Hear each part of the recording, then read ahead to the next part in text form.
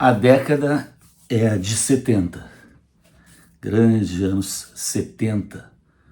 Para quem gosta de música, que tinha de banda maravilhosa, né? Nos anos 70, Led Zeppelin, Pink Floyd, Stones, enfim, para todo gosto. E a meca da música, dessas bandas, do que tinha de novo, era Londres. Londres, aliás, né, sempre, na parte de música, sempre foi o carro-chefe.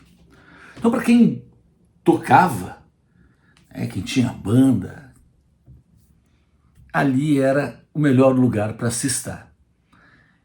E mais ou menos era assim que pensava o Ricardo. Grande Ricardo, Ricardão, que tinha banda, tocava baixo, mais de uma banda, carioca. O Ricardo estava com 21 anos em 1973, para ser mais exato.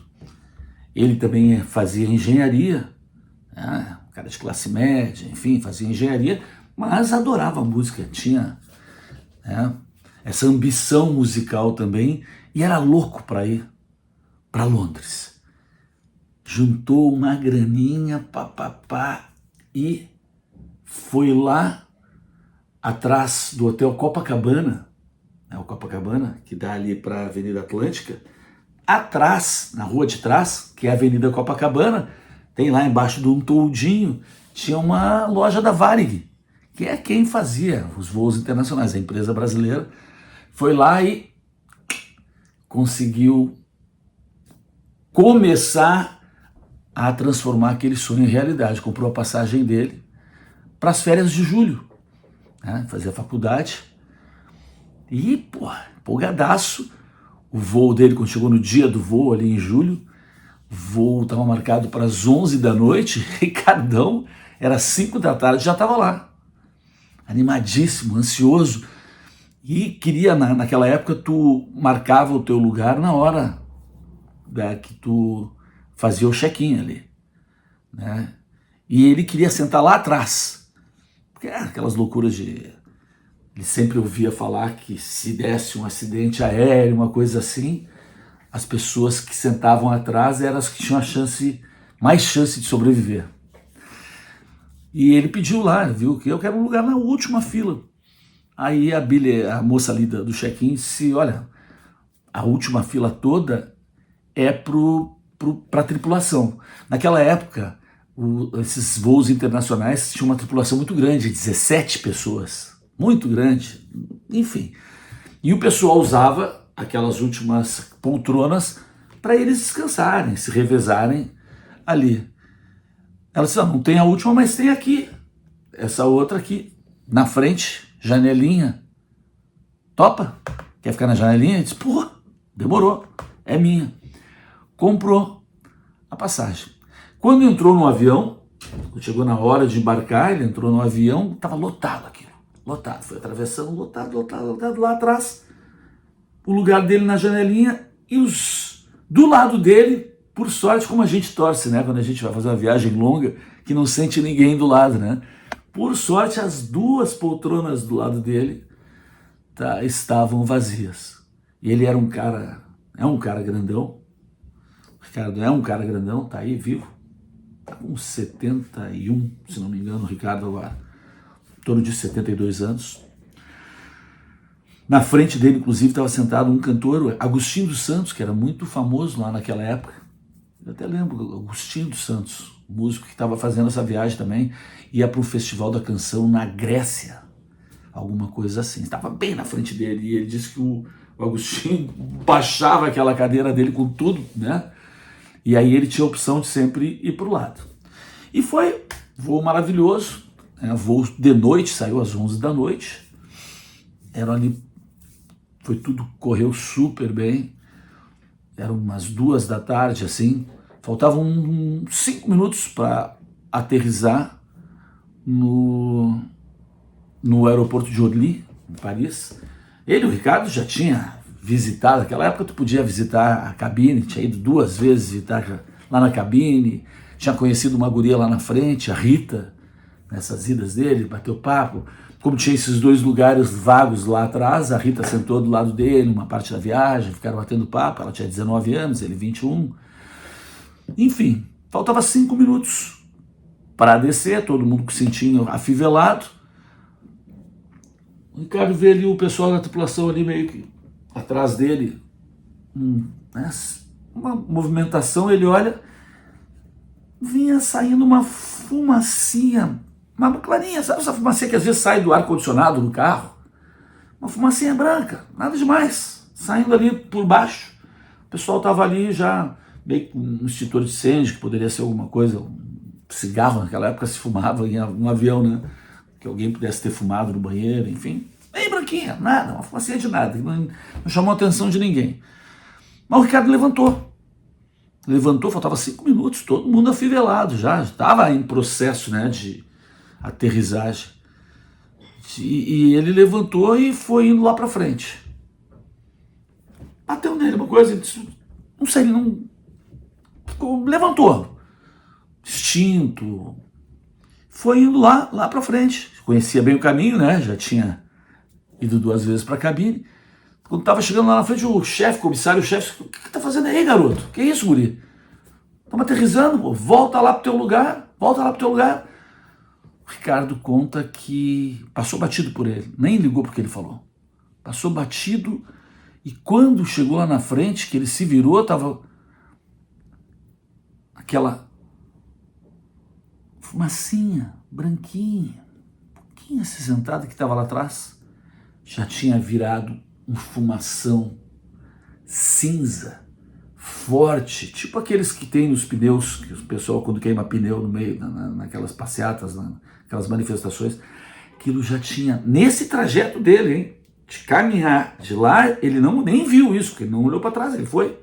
Quando ele chegou lá na frente, essa fumaça já estava englobando todo o avião, as pessoas começando a sumir dentro dessa fumaça. Ele ficou lá na frente, tinha 2 comissários, lá perto da porta da cabine mesmo, tem aquele espacinho ali, tinha 2 tripulantes ali, do pessoal da equipe, que ele encostou junto com eles, os caras estavam falando uma coisa sobre a fumaça, aquilo começou a englobar todo mundo, e de repente o Ricardo já não conseguia mais ver ninguém, mais nada, o olho ardendo, se encostou, foi para trás, se encostou e fechou o olho com força, que aquilo estava ardendo nos olhos.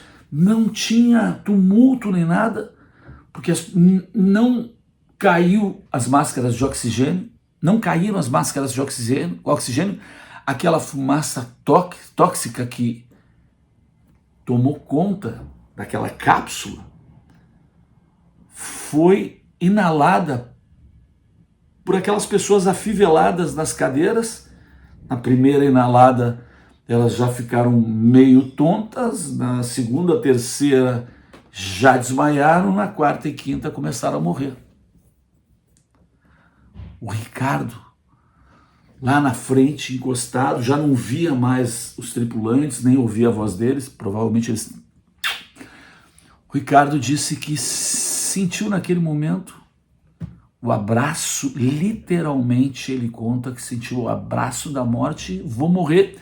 E passou aquela folclórica, né, situação que se fala quando tu tá para morrer, que passa o filmezinho na tua cabeça. Diz que ali naqueles segundos passou a vida dele, os amigos, os pais, a família. Ele teve certeza que ia morrer, né, não sentiu medo, ele sentiu o abraço da morte, sentiu que estava morrendo mesmo.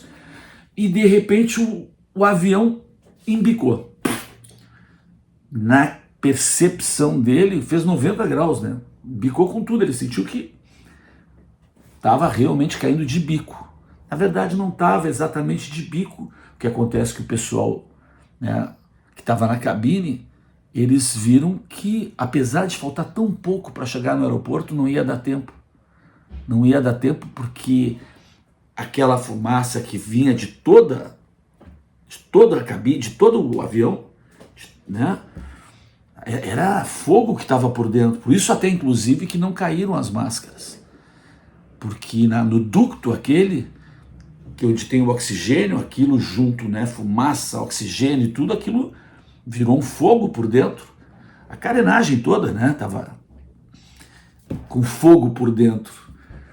Eles viram o comandante, né, os dois comandantes viram que não daria tempo e eles tinham que procurar um lugar que ia explodir o avião.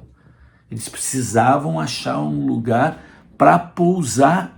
Quando eles deram essa guinada, o Ricardo caiu no chão, né? Foi uma coisa brutal, ele caiu no chão. E tu sabe que o oxigênio está mais embaixo ali, né? E foi...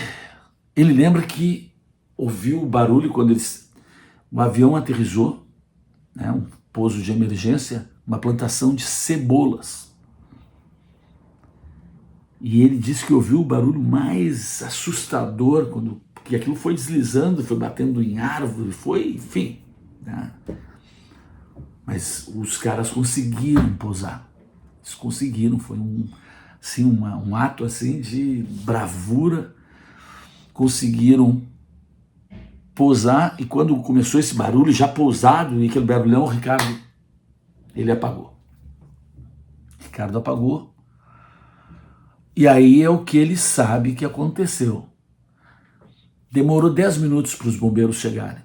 Quando estava pegando, já estava fogo mesmo, caíam placas, né, do teto do avião, placas de fogo, placas flamejantes.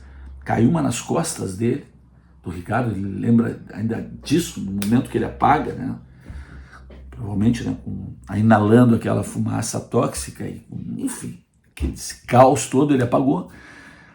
Diz então aí a história, que em 10 minutos chegaram os bombeiros, o corpo dele era o primeiro que estava na porta, porque ele veio lá de trás, aquele ímpeto, ou não se sabe explicar por que ele saiu, porque ninguém jamais sairia na hora que a aeronave está em processo de descida, sendo que ele não tinha achado nada demais aquela fumacinha.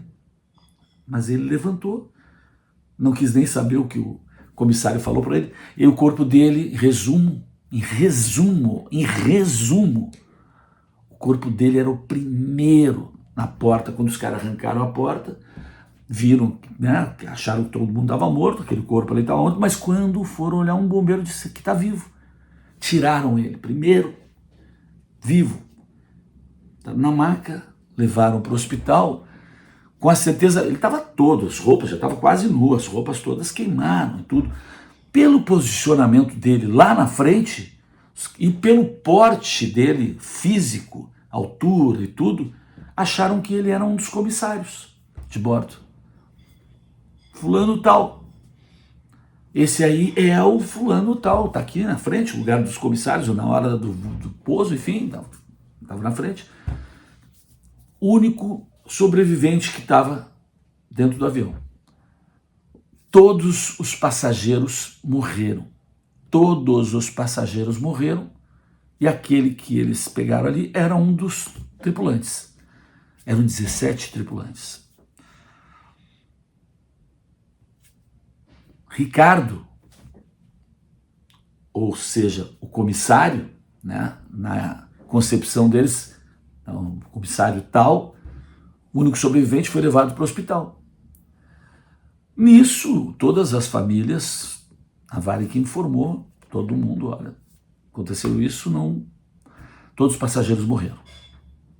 Todos os passageiros morreram. Ricardo foi para o hospital em estado lastimável. Diz que a radiografia do pulmão dele, como é que esse cara está vivo, vai morrer agora, nas próximas horas. Não era ainda o Ricardo.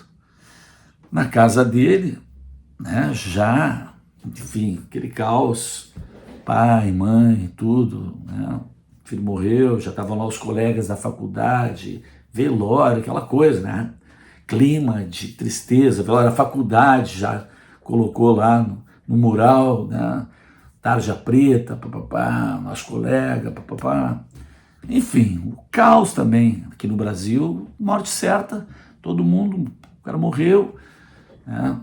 A mãe dele disse, não, meu filho não morreu. O pai já estava encomendando, né, o sepultamento e tudo. Os colegas super tristões, achando a mãe não está aceitando. Ele, lá em Paris, é entubado, tudo, né? Enfim, UTI, e fica em coma, 30 horas em coma. Durante esse coma, o Ricardo não sabe dizer como, mas ele pediu para escrever alguma coisa, um bilhetinho. Meu nome é Ricardo Trajano. Ricardo Trajano botou o endereço dele, botou o telefone dele, o nome do pai, né? Escreveu, ele não lembra, ele não sabe como, mas ele escreveu isso. O pessoal perguntou, pô, então ele não é o... Porque não tem, eles viram lá o nome do comissário, foram ver, né, deve ser um dos comissários, não é o que a gente pensou, mas olharam, não tem nenhum comissário com esse nome aqui. Da tripulação não tem ninguém, eles foram olhar o nome dos passageiros, Ricardo Trajano. Aí ligaram, imagina, velório, aquela coisa terrível na casa do Ricardo, o pessoal da Varig, né? Era um Boeing 707, só mais esse detalhe, aviãozão, né, da Varig. Olha aqui, é da Varig, falando com o pai dele.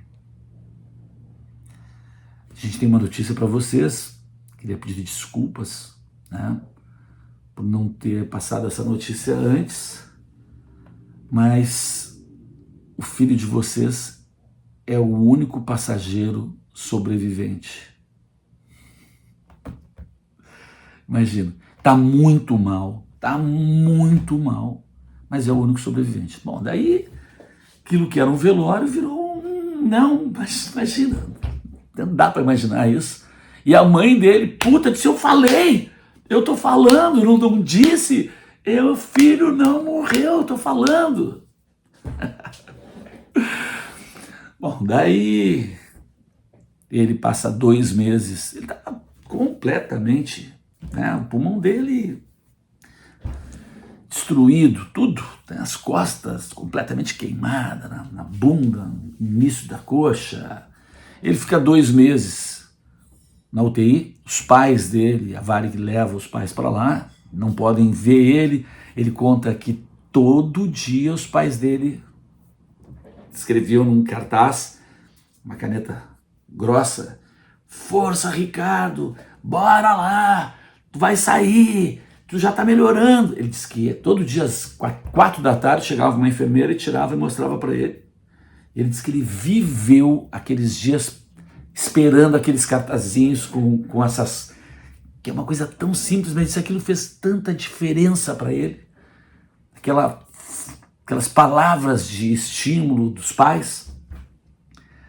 Colegas mandaram para ele os cassetinhos, cassete, na época era cassete, enfim, com mensagens, e que ele ouvia, ele que sugeriu botar um estetoscópio, que ele não podia ficar botando aquilo alto, o estetoscópio que ele botava, ele que inventou o headphone lá.